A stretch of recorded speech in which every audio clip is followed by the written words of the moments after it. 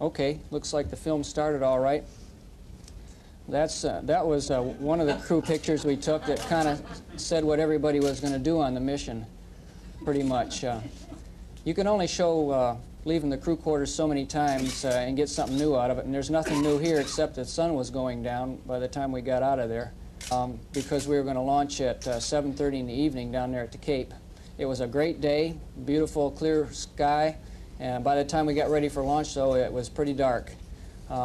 So it makes things like engine light-off sequence pretty spectacular to see it at the night. The engines worked fine, and the orbiter worked fine, and we went right down through the count very clean, and at 29 minutes after 7 in the evening, those solids lit, and we left. It was a pretty spectacular sight, we're told. People saw it as far north as Carolinas and all the way down the south end of Florida and beyond. It was a great ride from where we were sitting. There was a lot of light. We were immersed in a field of light all the way through ascent up till we got off the tank after our main engine cut off. But gee, it was a real nice ride, smooth ride once you got off the solids, and just a real nice push all the way up to MECO. Bryan, why don't you tell them about the rest of it? Well, not only was it bright inside the cockpit, but these people who were about 3 miles away had all their faces lit up. It looked like we were headed towards the moon, and that's what it looked like to us as well in the cockpit. For about 3 minutes or so, every time I'd look up, I'd see the moon right in the center of my front window. We couldn't see any stars or the horizon, though, because of the glow all around the cockpit from the big fire behind us. We're coming up on solid rocket booster separation here. This is my first flight. I don't know what it looks or feels like in the daytime, but at night it was spectacular. A great big orange flame enveloped the whole front end of the vehicle when the solids separated. Of course, the G level went down from about 2.5 Gs to 1 G, and then from then on it was one continuous long push all the way to orbit. The first daytime scene that we saw once we got on orbit and came out of the Terminator here was Northwest Australia. Became pretty familiar with Australia. We saw it every day during the morning passes. Although this picture was shot a little later in the mission, it does show you what the cockpit arrangement was like. Of course, we had changed clothes after ascent and got down to business here. We were checking out instruments. In this particular case, the instruments in the front part of the cockpit.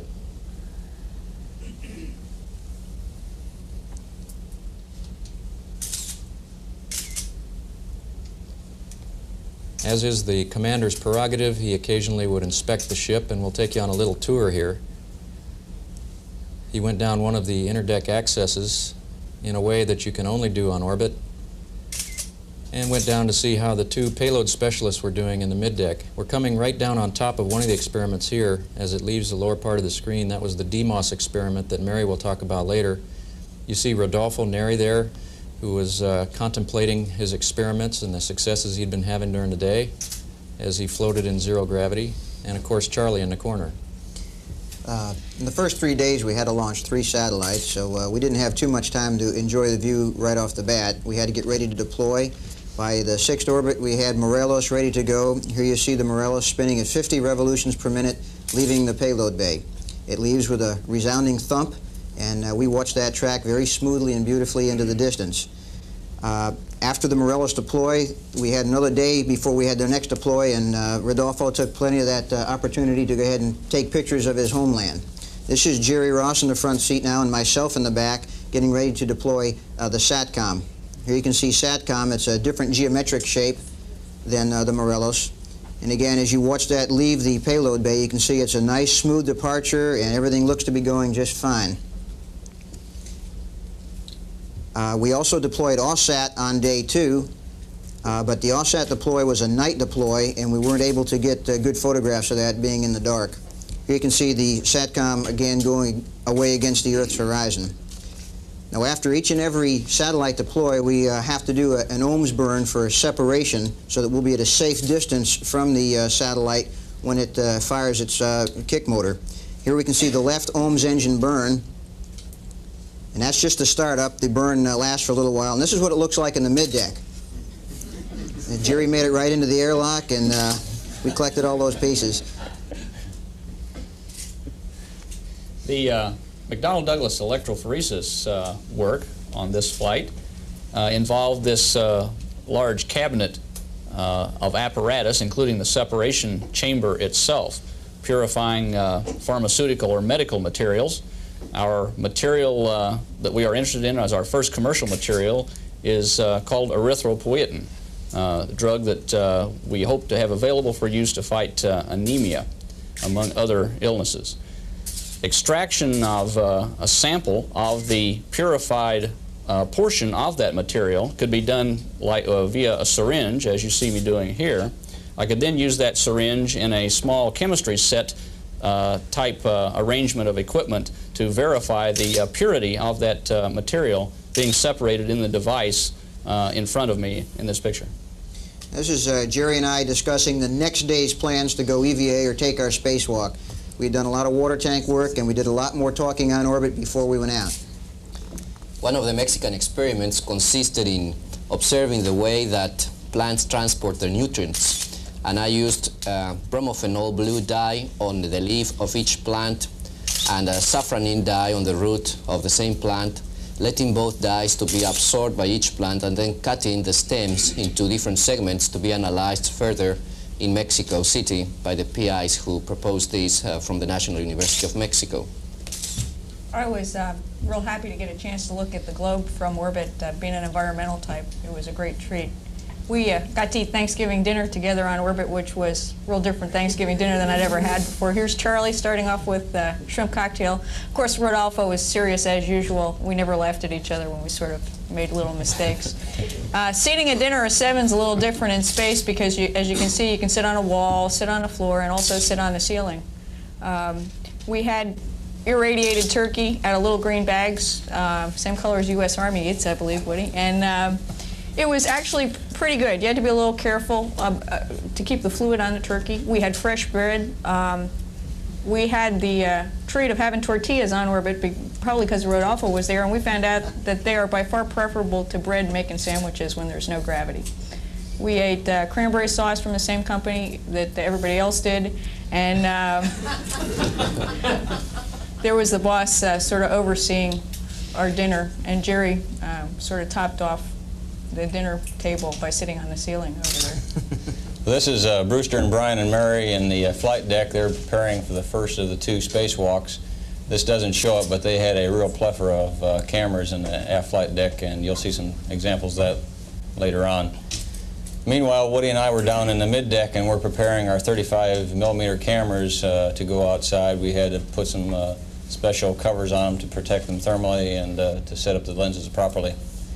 Mid-deck gets pretty crowded when we have the third EMU out there in the mid-deck and both of us are trying to get into our suits. It's a lot easier, I think, to get into the suits in 0G than it was in 1G. You can see me entering into the hatch there, going into the airlock, and Woody is to follow here.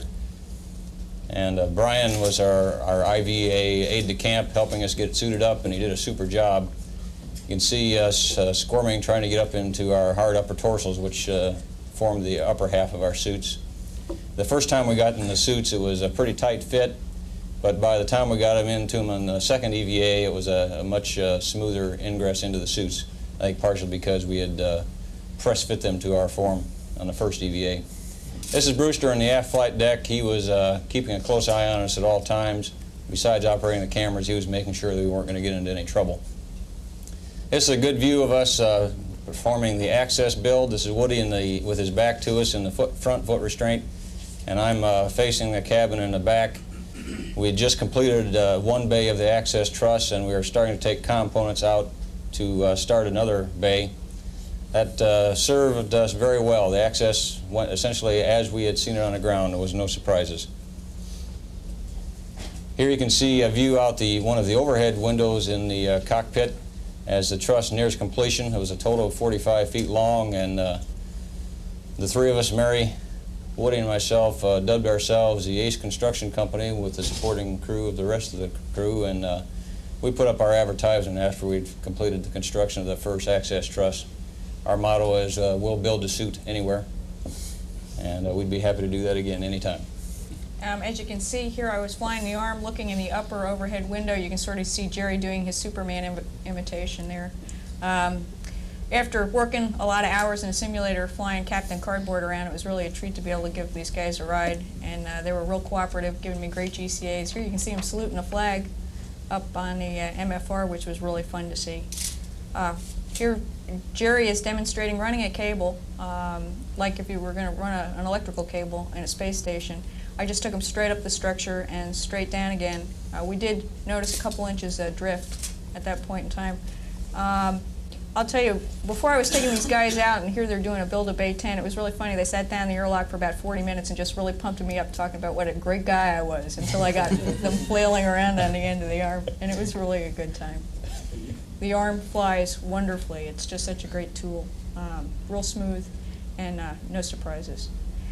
And the most amazing thing for me was watching him pick up this thing, which was the equivalent of a 4-story building, this truss, access truss, and just twirl it around with very little effort, and it imparted very little motion into the arm. I expected more arm dynamics, and we didn't get it. So all in all, it was a lot of fun being able to interact with them, and they gave me some real good directions while we were up there. Well, this next sequence was a set of special filming that was done for data collection on the construction of the EASE hardware. This was shot at 6 frames per second, and we're showing it to you at 24 frames per second, so that accounts for the slightly Keystone Cop effect that you're seeing. The person that was working in the foot restraint, and in this case it happens to be Woody, had a pretty good workstation, and even though he was very busy, he felt fairly comfortable with his work. I was free-floating for this build, and as you'll see, we'll both go up and take the next beam up together. That also seemed fairly comfortable, we thought, being able to have one person on each end of the beam. The beam was controllable, and it wasn't an excessive amount of hand strength required to maintain body position and to align the beam for attachment. By the way, this I think was the 8th of the 8 builds we did of EASE on the first of the 2 EVAs, and we were felt pretty well up the learning curve by that time, and I think that accounts for the smoothness with which the assembly went on this particular time. Relatively smooth. Relatively smooth. Our hands by this time were getting relatively tired. The suit with the body inside it weighed in the neighborhood of 400 to 450 pounds. The beams each weighed 60 pounds or so. And when you're trying to maintain your body position and still torque those tubes around and then line them and attach them, it gets your hands fatigued rather rapidly. This is probably not the preferred way of assembling a space station. Something more akin to access where the crew members are stationary in foot restraints is preferred. But for certain applications, I think we've demonstrated that crew free-floating, especially if you have a crew member on each end of a beam, is certainly an adequate way to do certain types of construction in limited applications. You can see me kicking my heels together there at the end of the last build. This shows me starting to pick up these. On the second EVA, we constructed them again, and then we were able to release them and manipulate them. And this shows me manipulating the entire EASE structure. Now that structure weighs about 400 pounds on Earth, and the center of gravity of it is about 6 feet in front of me. Jerry and I both had the opportunity to manipulate this, and again, it was very easy to do. We could just run it end over end from side to side. As long as we kept the rates down fairly slow, it was not a problem at all. After we were done doing this, we were able to reinsert it right into the socket that it came from, which required accuracy down to the centimeter level, and it was not a particular problem.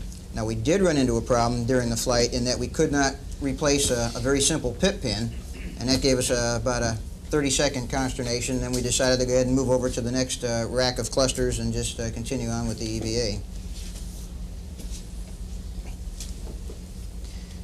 While we were on orbit, we also had another job, which is really not hard at all, and that's to look at the Earth. And that's probably the most fun part of all. This shows us just coming over the Baja and crossing the Baja into mainland Mexico, where Rodolfo was able to take many, many pictures, and he is extremely, and so are all the Earth observation people, pleased with the results. Here he knows he's got another winner. Good picture. Now this shows us coming down off the Red Sea. In this picture you can see the Nile, the Sinai Peninsula, the Red Sea, and the Gulf of Suez, along with the Arabian Desert. This area was not an area that we were able to see most of the time, so that's very special to us to even have this picture. By the way, north is pointing on the bottom of the picture, or south is to the top. Mary took most of these motion picture earth views that we've got, and this is one way she did it. Another one was to have a special bracket that literally held the camera to the window and take the photos. For this particular photo, we're coming off the Atlantic Ocean and coming onto the west coast of Africa. We're just north of Dakar, entering the Western Sahara. This is an area that in past flights had been particularly dusty due to all the dust storms and the crop burning that they had done in the past, but again, we were quite lucky in getting some very pretty and good visibility shots. Well, it's all good things that come to an end too soon, and here's a picture of Charlie and Rodolfo down in the middeck during re-entry phase of the mission. I stood up for a good share of the mission and took some pictures out the aft overhead windows, and you can see some of the plasma recombination effect in the wake of the orbiter as we start to re-enter the Earth's upper atmosphere. Picture of Brewster and Bryan as they're monitoring the vehicle. This was our first roll maneuver, about Mach 24 times the speed of sound. You can see we rolled up on the wing to about 90 degrees of bank angle. And again, if you look at the bottom of the screen there, you can see that plasma recombination. It was a bright orange glow, just like on a match or in your fireplace. It stuck with us for quite a while. We see the same view here that you do from 200 miles, only now we're down to 250 or 240,000 feet, and you're still going just as fast as you were. So it looks like you're really screaming in right on top of the clouds. The vehicle knew exactly what to do. It's a great guidance system, and it did everything exactly right all the way down. We had a real smooth ride. We didn't encounter any turbulence in the upper atmosphere. Charlie and Rodolfo enjoyed the ride down. I think it was a very pleasant experience. When we crossed the west coast, we were at Ventura there, and that's the city you see, Ventura and Oxnard. As we rolled for the last roll maneuver, right at the end of this scene, you can see the clouds as they came up across the mountains and were over the desert area. As we turn on to final, we could finally see the runway environment at Edwards, and not until we started turning on to final. As we rolled out onto the final approach, there was some clouds in front of us. We have two aim points out there, a nominal and a close-in aim point. We were supposed to be going to the nominal. It was behind the clouds. We could only see a little bit of the close-in aim point. But the heads-up display showed us that our navigation and guidance systems were doing very well. And so we could use them to point ourselves at the ground until we broke out of the clouds and then could see the aim points underneath. Pre-flare and everything after that went nominally. Bryan put the gear down at about 300 feet. Right on the money, and the rest of it's history. It's pretty much from here on just like landing any glider or any airplane with the power pulled back. We landed, as you know, on the concrete Edwards 22 runway out there. I guess we were about 2,500 feet down the runway or so, and 190 knots at touchdown, and the rest of the rollout went pretty nominally. As the nose comes down there, you can see the speed brake is full out. We had very little crosswind and about 5 knots of tailwind on this landing. This is a shot that Jerry got by placing that same camera that he had used up earlier in entry into the side hatch window. And you can see just as the nose is coming down how fast it looks like we're going down the runway. It's quite a bit faster than you would see out your window on an airliner. Touchdown is over 200 miles per hour, and at this point with the nose on the ground we're about 190 miles per hour. Brewster began braking about 130 miles an hour, and he'll go into that. It's a nice long runway, so we didn't need to get on the brakes very hard. We didn't put much energy into them, and consequently, when the folks looked at the wheels, brakes, and tires after landing rollout, they were all in pretty good shape. So they were able to tow the vehicle right off the runway and get Edwards back into flying operations as soon as they could. You'll see us come down the steps here, and it's pretty remarkable, I think, how well everyone looks. Everybody's in really good shape. We all felt real good getting back into 1G. Didn't have any adverse conditions from the 7 days in 0G, and everybody was pretty excited and real pleased with the way the whole thing had gone.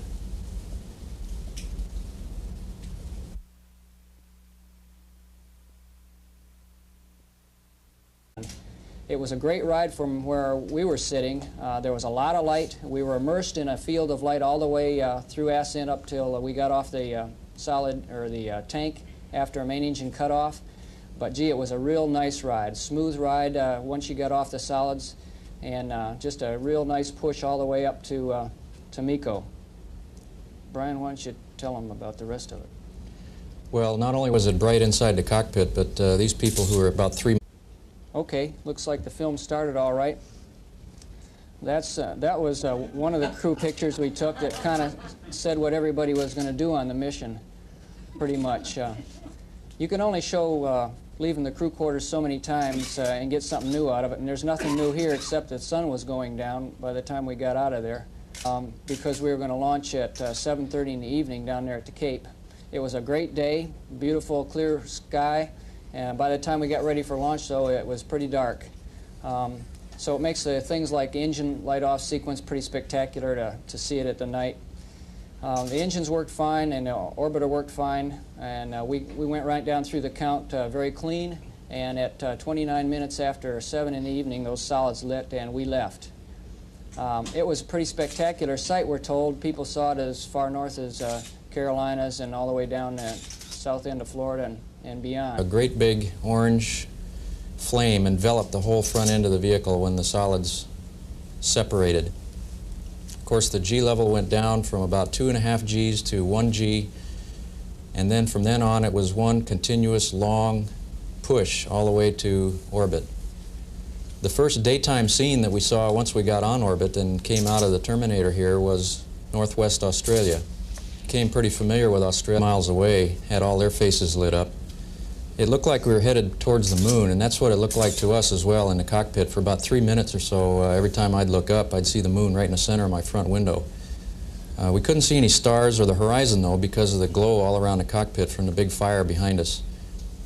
We're coming up on solid rocket booster separation here. This is my first flight. I don't know what it looks or feels like in the daytime, but at night it was spectacular.